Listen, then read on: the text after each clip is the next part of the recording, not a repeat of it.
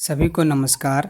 मैं अभिषेक कुमार, पीटीसी चंदवारा का छात्र, एक बार फिर एक नए विषय F7 के इकाई 2 में प्राथमिक स्तर पर गणित सीखने के उद्देश्य गणित आधार पत्र 2006 NCERT के विशेष संदर्भ में पर चर्चा करेंगे। मैंने इस विषय को 2 पार्ट में डिवाइड किया है। पहला पार्ट है प्राथमिक स्तर पर गणित सीखने के उद्देश्य, जो कि आम उद्देश्य हैं। दूसरा पार्ट है गणित आधार पत्र 2006 NCERT के विशेष संदर्भ में। तो शुरू करते हैं। प्राथमिक स्तर पर गणित सीखने के उद्देश्य, जो कि पहला पार्ट है। शिक्षा शास्त्री मन के अनुसार शिक्षण मात्र कहना न होकर लगातार अभ्यास की एक प्रक्रिया है। इस बातों से हम सभी वाकिफ हैं कि गणित मात्र सीख लेने तक ही सीमित नहीं है, उसे लगातार निरंतर समय पर अभ्यास करने की ज़रूरत होती है। अब हम पढ़ेंगे प्राथमिक स्तर पर शिक्षण के क्या क्या उद्देश्य हैं उसके बारे में। सबसे महत्वपूर्ण उद्देश्य बच्चों का मानसिक शक्तियों का विकास हो। दूसरा, गणित के जो तथ्य हैं, तथ्य यानी जो नियम सूत्र ये सब होते हैं, इसका ज्ञान होना चाहिए। तार्किक शक्तियों का विकास हो। समस्याओं का विश्लेषण, परीक्षण एवं निर्णय लेने योग्य हो। बच्चों में एकाग्रता, धैर्य एवं आत्मविश्वास हो। हम लोग देखते हैं कि जो बच्चे मान लीजिए क्लास में जो कोई सॉल्यूशन या कोई सम दिया गया, तो जो बच्चे एकाग्रता, धैर्य और आत्मविश्वास के साथ किसी क्वेश्चन का सॉल्यूशन करते हैं, तो वो सही और सटीक और कम समय में आसानी से बनाकर दे देते हैं। लेकिन जिस बच्चे में एकाग्रता, धैर्य और आत्मविश्वास की कमी होती है, वो बच्चे लेट से बनाते हैं और बहुत समय होता है कि उनका जो सॉल्यूशन है वो गलत भी हो जाता है। गणित के द्वारा बच्चों में अनुशासन की वृद्धि किया जा सकता है। गणित के मदद से अन्य विषयों जैसे विज्ञान, सामाजिक ज्ञान आदि में आने वाले समस्याओं को हल करने में मदद मिल सकता है। कैसे मिल सकता है मदद? कि जैसे विज्ञान की बात करें तो विज्ञान में गणित के से कैसे मदद मिलता है। जैसे रॉकेट लॉन्च होता है ना, तो फिर कैसे होता है कि कोई ना कोई एंगल डिसाइड होता है कि इस एंगल पे रॉकेट को लॉन्च किया जाएगा, इतने टाइमिंग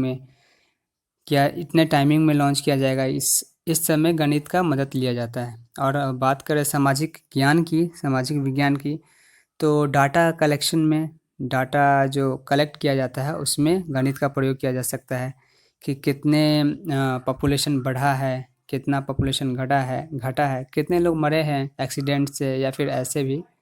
इस सब चीज़ में गणित का मदद लिया जाता है। आगे बढ़ते हैं।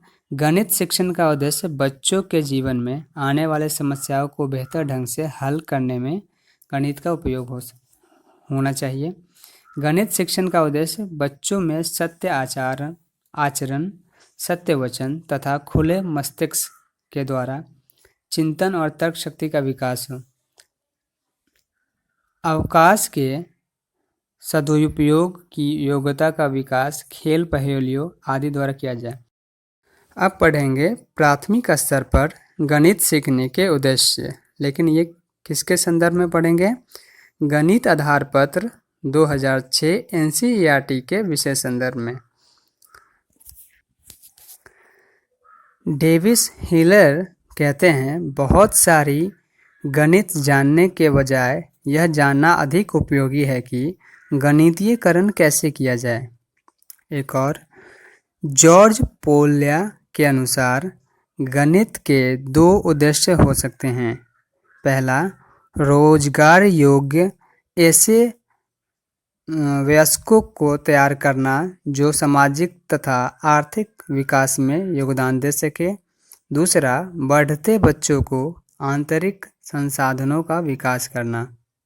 वयस्कों यहाँ मतलब है कि जो स्टूडेंट या विद्यार्थी होते हैं उससे है। मैं आगे बढ़ने से पहले बताना चाहता हूँ आप सबसे कि बहुत सारे पॉइंट रिजेंबल करेंगे पहले वाले आम उद्देश्य से। तो जो रिजेंबल करेंगे उनको मैं बस रीड आउट करके आगे बढ़ जाऊँगा और जो अलग होंगे उससे मैं पढ़कर समझा दूँगा। शुरू करते हैं। बच्चों की सोच का गणितीयकरण करना है।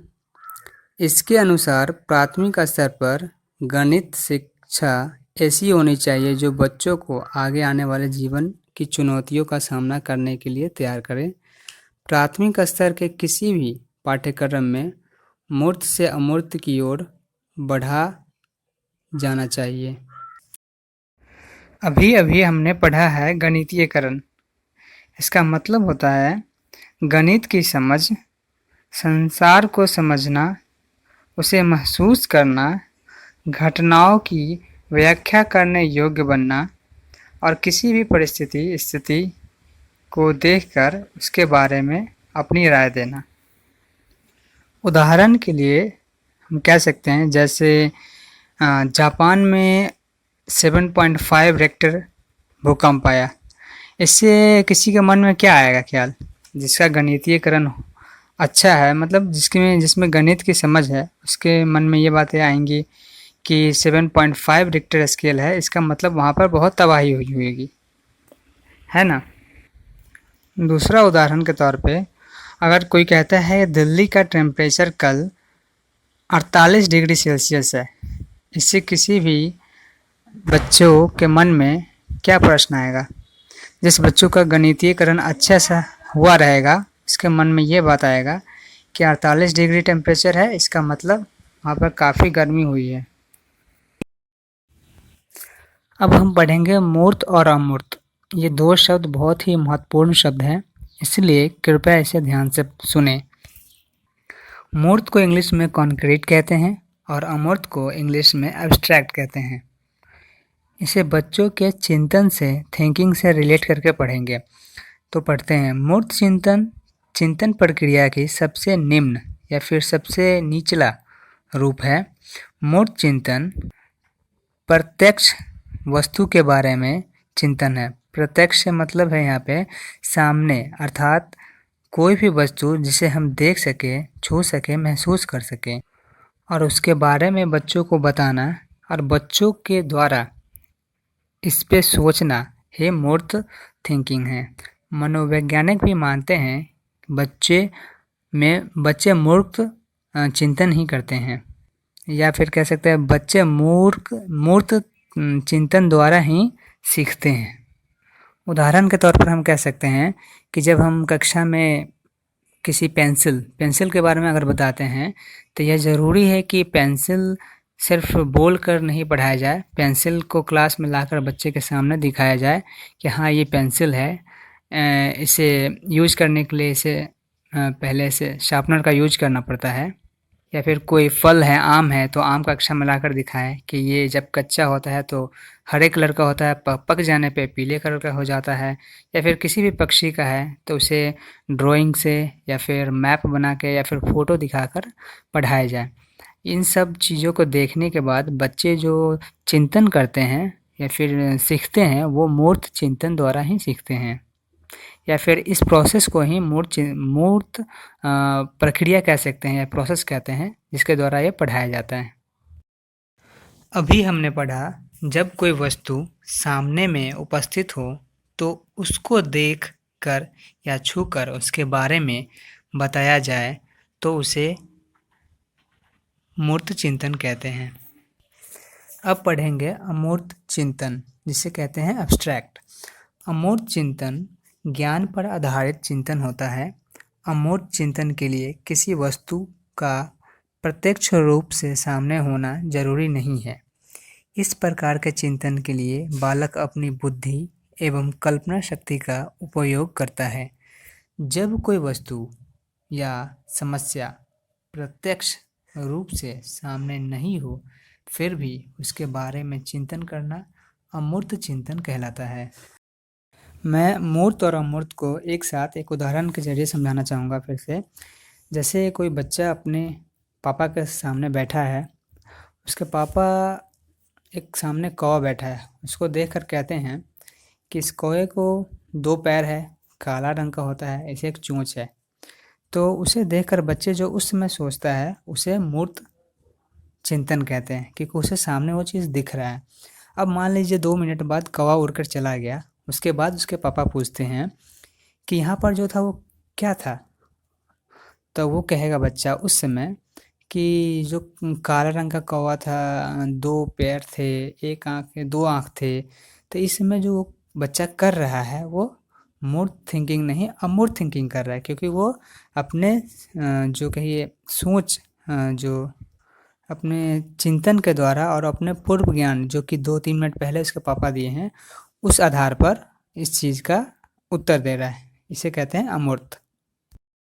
निचली कक्षा में यह महत्वपूर्ण है कि पहले मूर्त वस्तुओं पर आधारित गतिविधियाँ दी जाए, जिससे बच्चा अपने दैनिक जीवन की तार्किक क्रियाओं व गणितीय चिंतन के बीच संबंधों को समझने लायक बना सके। अंकों से जुड़े गणितीय खेल, पहेलियाँ तथा कथाएं बच्चों को कराएं, इससे उनकी रोजमर्रा की समझ का निर्माण होता है। खेल आम दिनचर्या वाले न होकर बच्चों को कुछ सीख देने वाले खेल खिलाया जाना चाहिए। अगला, इसमें शिक्षक का हस्तक्षेप कम से कम हो ताकि बच्चे अपने अनुमान, पूर्व ज्ञान का प्रयोग कर सोचने समझने की क्षमता को बढ़ा सके। इन सभी बातों को जो हमने ऊपर पढ़ा, इसके पूर्ति के लिए इसके लिए स्कूल में गणित किस तरह सिखाया पढ़ाया जाना चाहिए, उस पर चर्चा करते हैं। बच्चे गणित को आनंद लेकर पढ़े। ये टीचर का दायित्व है कि बच्चे को इस तरीके से पढ़ाए कि बच्चे बोझ समझ कर नहीं, आनंद लेकर गणित को पढ़े। गणित बच्चे के जीवन अनुभव को जुड़ा होना चाहिए ताकि जीवन में आने वाली समस्याओं को बेहतर ढंग से हल कर सकें। बच्चे गणित की मूल संरचना को समझें तथा शिक्षकों से अपेक्षा है कि वे प्रत्येक बच्चे को कक्षा की प्रक्रिया के साथ जोड़कर रख सकें। जोड़कर रखने से मतलब है, कुछ बच्चे होते हैं जो कि क्लास में पीछे रह जाते हैं, उन्हें समझने में दिक्कत होती है। ऐसे बच्चों को शिक्षक का काम है, दायित्व है कि सभी को साथ जोड़कर आगे बढ़े। मुझे उम्मीद है मेरे इस वीडियो की मदद से आपको इस टॉपिक को समझने में थोड़ा मदद मिलेगी। धन्यवाद।